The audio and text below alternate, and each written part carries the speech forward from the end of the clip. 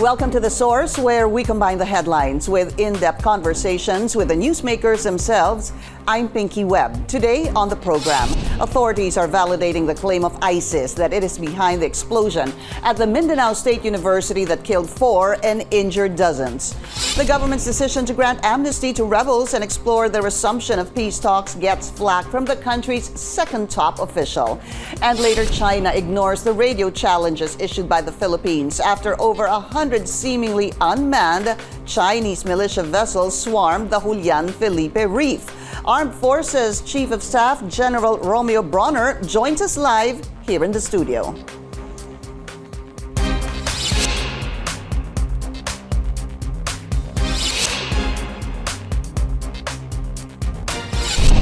The Armed Forces is validating the claim of ISIS that it is responsible for the explosion at the Mindanao State University that took the lives of 4 people and injured scores more. It is not discounting the possibility other local and foreign terror and militant groups could be involved in the deadly blast. Authorities say they have at least 2 persons of interest who could be linked to the crime. Let's go straight to the source of the story. We have Armed Forces Chief of Staff General Romeo Brawner. General, it's so good to see you again, and thanks for coming to the studio. I know you're so busy, especially now.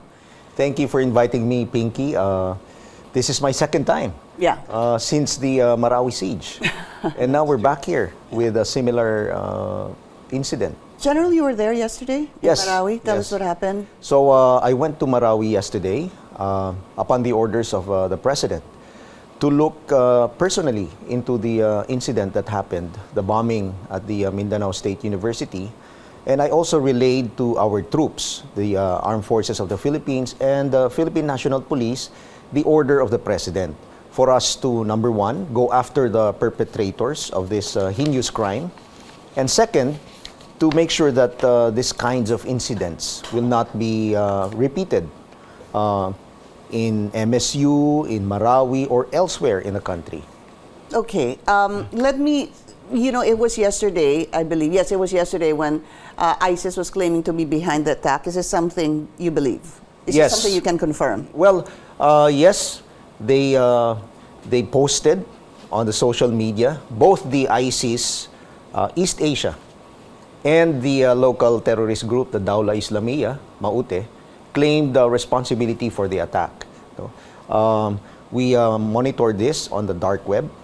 And so, and so we're looking into the possibility that they really perpetrated this terroristic act. What did you see in the dark web?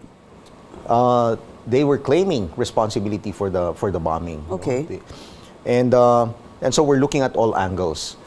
One possibility is that this is a retaliatory attack because in the recent past we have been very successful in our campaign against local terrorist groups. For instance, when I was brigade commander of the 103rd Brigade, we were able to neutralize Abu Dar, the last remaining original commander of the Maute ISIS. And then this year, we were also able to neutralize Abu Sakaria, the one who replaced Abu Dar. And then in the recent days, particularly December 1, we were successful in our operations against the BIFF operating in Maguindanao.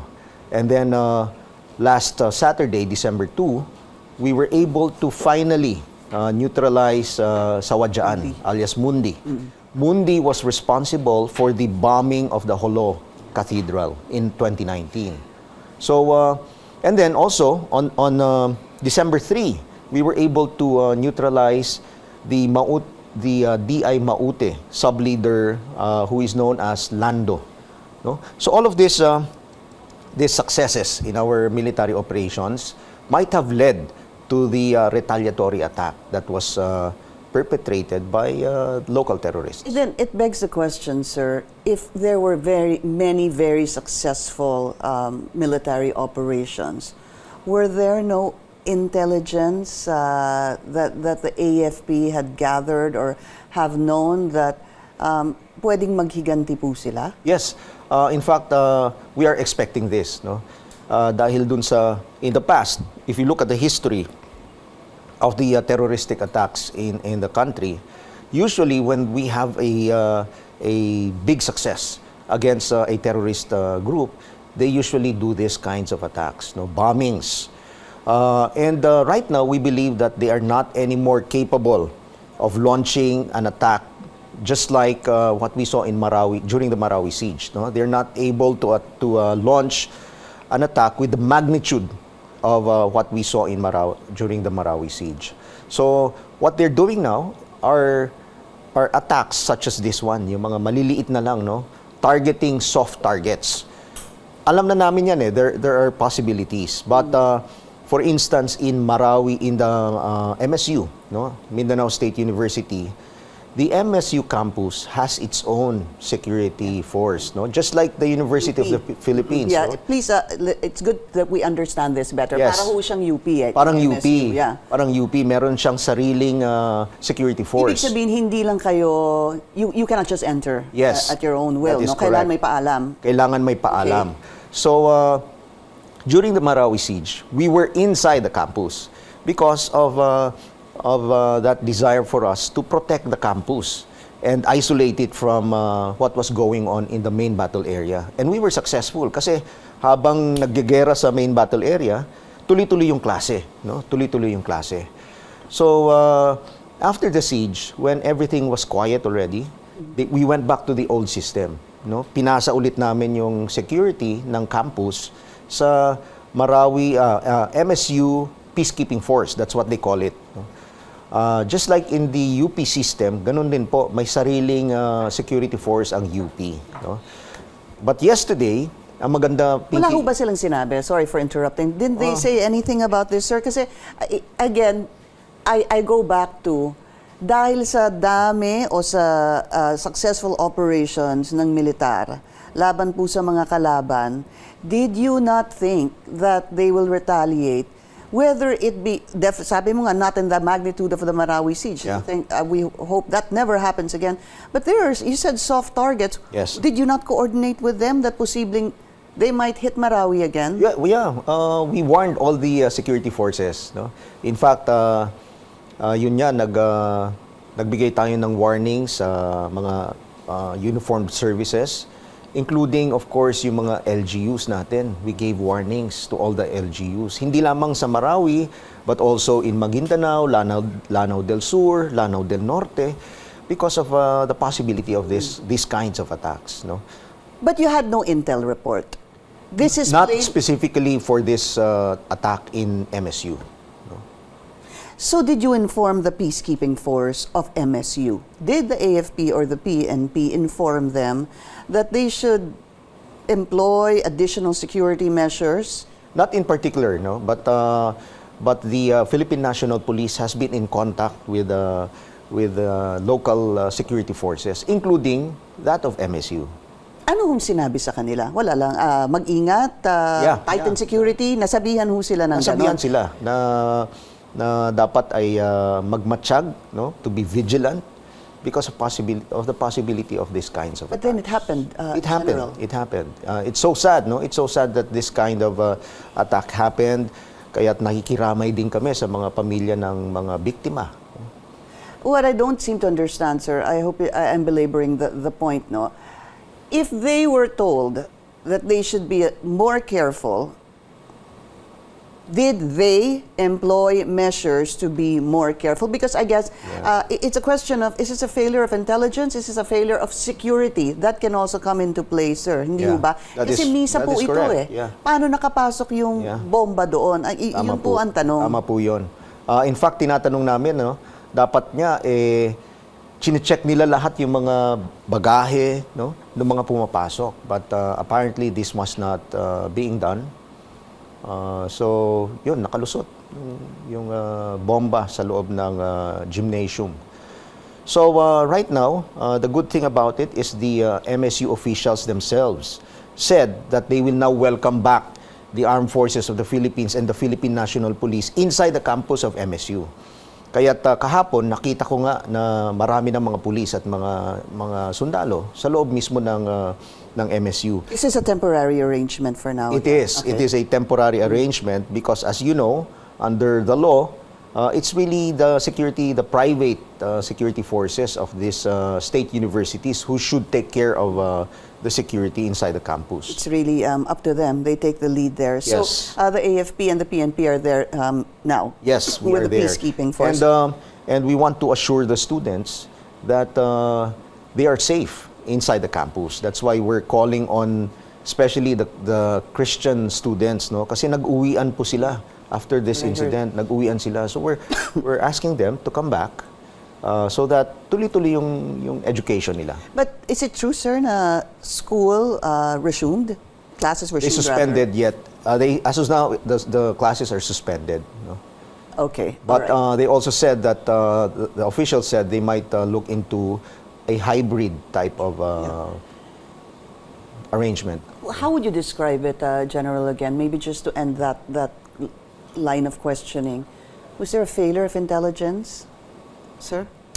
I don't think so. I don't think so. We have warned the necessary forces, security forces, even the LGUs and the civilians, no, to be wary, to be vigilant, because these kinds of things could happen.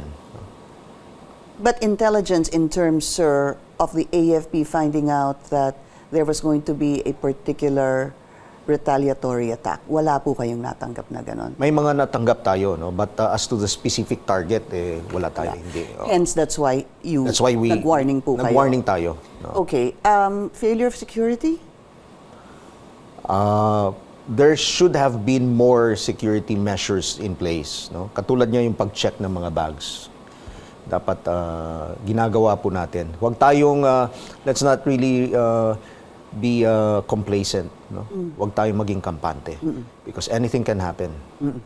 General, balikan ko lang po yung ISIS. Ano po. So, they claim to be behind the MSU bombing. So, sabi niyo po, ano ho ba? You're confirming this or all roads lead to that? Or lahat po ng inyong nakikita ay tila sila na nga? What can you say about it? We're still in the process of investigating this. We're looking at the signature of the bomb. Yeah. And the Philippine National Police already has persons of interest. No? So kaya tinitignan po natin lahat yan. In the meantime, your armed forces is already conducting a manhunt, a massive operation to go against the perpetrators of this incident. So yung tuloy-tuloy po yung ginagawa nating operations against the Dawla Islamiyah, the local terrorist group operating in Lanao del Sur. But you're still not concluding that indeed it is ISIS. Yes. You're still not concluding Yes. that. Two persons of interest, we're going to talk about that after the break. This is The Source on CNN Philippines. Please stay tuned.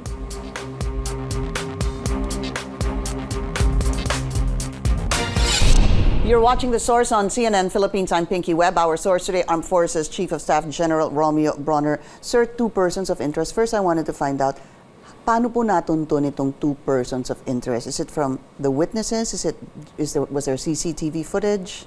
Well, unfortunately, there were no CCTV footages inside the gym, but there were footages outside the gym. And according to the Philippine National Police, they interviewed about 19 witnesses.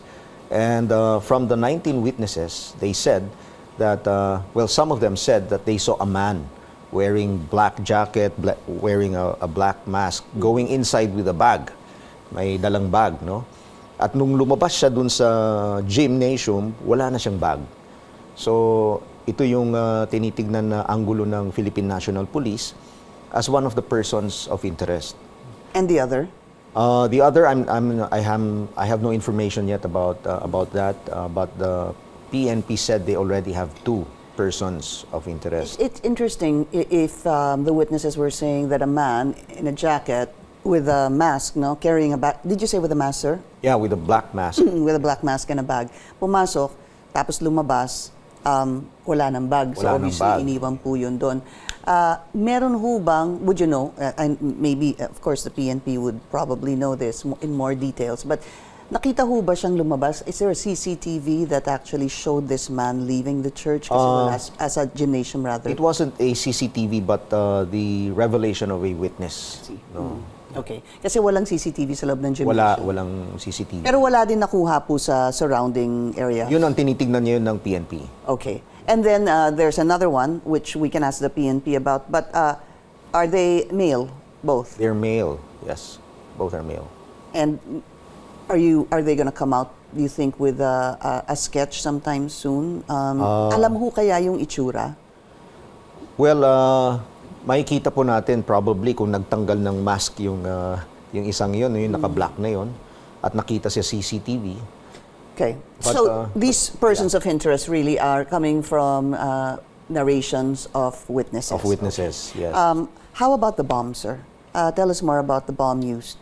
So, as per the reports of our EOD, both from the PNP and from the AFP, the bomb was made up of a 60 millimeter mortar round, no? And this was coupled with an RPG round. So medyo malakas ito, no, yung pagsabog nito. But the PNP said that they did not see any traces of a cell phone or any device that could have triggered this bomb remotely, no? At hindi rin po... Ibig sabihin, hindi po galing sa labas yung nag-detonate ng bomba. Yes, okay. yes. And also, we are discounting the fact that it is yung suicide bombing, no? Because we do not see remnants of body parts or any indication that it is a suicide bombing. Siguro, just to help us understand it better, General, gaano ho ba kalaki itong mga 60 millimeter, tama ho ba, mortar bomb? Yeah. Opo. Yeah. Gaano kabigat ito? Madali ba itong ipasok? Madaling ipasok kasi hindi naman kalakihan, no? It's about this big, about 8 inches, and in length, and then yung diameter niya is about, I think, mga just maliit lang. Maliit lang. About 4. Really? Yeah. 4 inches. Yeah. Okay. Maliit lang. So, sabi nyo, General, government troops are conducting manhunt operations. What can you tell us? Does it look like they're nearing capturing these two persons of interest? Do they know the look? I know, syempre, limited po, but what can you tell us? Yes, we know the general area where they are operating. In fact, that same morning, we were able to neutralize their sub-leader in Piagapo. No, Piagapo is the municipality next to Marawi City. No, in fact, when I was the brigade commander in that area, binomba rin namin sila dyan sa area ng Piagapo. No, at tuloy-tuloy na nandyan pa rin sila. They operate in the same area. So, we are running after them. And hopefully, very soon, we'll have results. You're optimistic? Yes, I'm very optimistic. And due to what? Statements from your people on the ground? Yes, yes. Okay. Our commanders on the ground are optimistic. And of course, now with the assistance of all the intelligence units in the area, plus the cooperation of the locals, we're sure we're going to be able to bring them back to justice. General, due to the successful operations of the military, is there a need, and because of what happened, and sabi mo nga, there was and there could be retaliatory attacks, is there a need to declare martial law for now? No. There's no need because your security forces are on top of the situation. And as I said, we believe that they will not be able to launch another attack with the magnitude of the Marawi siege. So, I hope you don't mind saying konting-konti na this, lang sila, yeah. I want to set aside Marawi siege. It's good that we have that security coming from you. But these bombings claimed, claimed 4 lives. Yes. And injured Yes. 50, sir. Yeah. 1 life lost is 1 life too many. Hindi That's ho right. ba? That's right. So how can we be assured those in Mindanao, maybe those even in the Visayas, and maybe even the ones in Metro Manila, what kind of security measures must be employed so that we can thwart or avert a similar incident from occurring? So we have been really going after these individuals. For instance, si Sawadyaan, no? Si Mundi was responsible for a lot of bombings, including the 2019 bombing of Tahulo Cathedral. Yeah. That claimed 20 lives, sir. Yes, yes. Ba? So finally, nakuha na natin siya. Malaking dagok sa kanila because he is the expert the bomb expert. So ngayon na nakuha na natin siya, we believe that medyo mas maliit na yung mga tsansa ng mga insidente na ito. But we are continuing our operations. Tuloy-tuloy po yung operations natin with the Philippine National Police. At ang panawagan namin sa ating publiko is to continue to be vigilant. No? Tignan po natin yung paligid natin. Let us be aware of our surroundings. If we see a bag, for instance, unattended, i-report kaagad natin.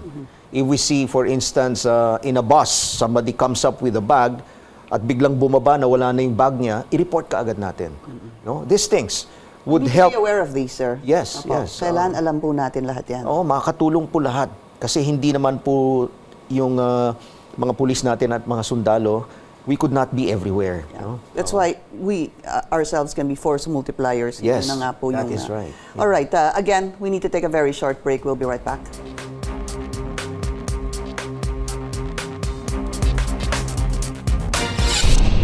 You're watching The Source on CNN Philippines. I'm Pinky Webb. Our source today, Armed Forces Chief of Staff General Romeo Brawner. General, what is the alert status in, I guess, Marawi or Lanao del Sur? The alert status is heightened for the Philippine National Police, and for us, we have declared a red alert to make sure that our troops are on their toes and making sure that this type of incident will not happen again. What about in Metro Manila? Kasi of course, sir, there's this fear that this could somehow spill over to NCR. Well, according to the Philippine National Police, they have also declared a heightened alert here in the National Capital Region. Kami naman po sa AFP, we did not declare a red alert, but we have alerted our units, particularly the Joint Task Force NCR. Sir, heightened alert basically is really for yung mga tropa ninyo, hindi ho ba? Yes. Para naiintindihan ng tao ninyo ano yung status. Yes. Pero for someone like us, it becomes a little confusing because if in NCR, the PNP says heightened alert, yet the AFP is not in complementary status with the PNP, that confuses me a bit. No. Well, in the metropolis kasi, kukonti lang yung mga sundalo natin who are really involved with the security. We have the Joint Task Force NCR that is in support of the Philippine National Police. But as of now, with the security situation in the NCR, we don't see any reason why we should alarm the public. No? So tuloy-tuloy lang yung ating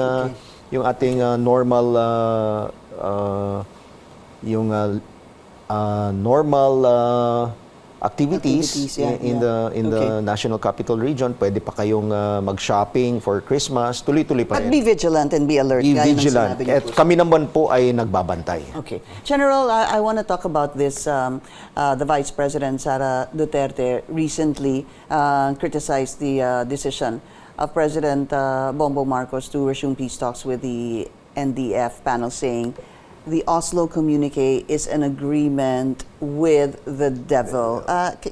Should government reconsider reopening talks with the CPP and PANDF, sir?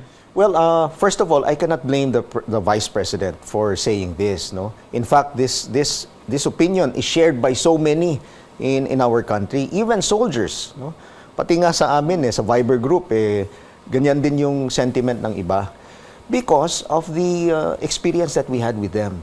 Ilang beses tayo nakipag-usap, yung gobyerno natin with them, ano yung ginagawa nila? Pinapalayan nila yung mga political prisoners on the disguise na mag-uusap, and then pinapalakas nila yung New People's Army, no? But right now, we believe, no, na yung ginawang joint statement is really moving towards lasting peace, no? Lalong-lalo na ako, I believe that this could lead to lasting peace. Unang-una because sabi nga nila, walang preconditions ito. There will be no ceasefire, there will be no release of political prisoners. So exploratory talks ito. But in the meantime, kami sa Armed Forces of the Philippines, no, I told all our troops, tuloy-tuloy lang yung ating operation, no? Wag tayo masyadong mabahala dun sa nangyayaring exploratory talks. As long as we know what our task is, our mission is, then tuloy-tuloy lang yung gagawin natin na operations. General, when is it, sabi nga ni VP Sara, it's an agreement with the devil, ano po, when do we actually know?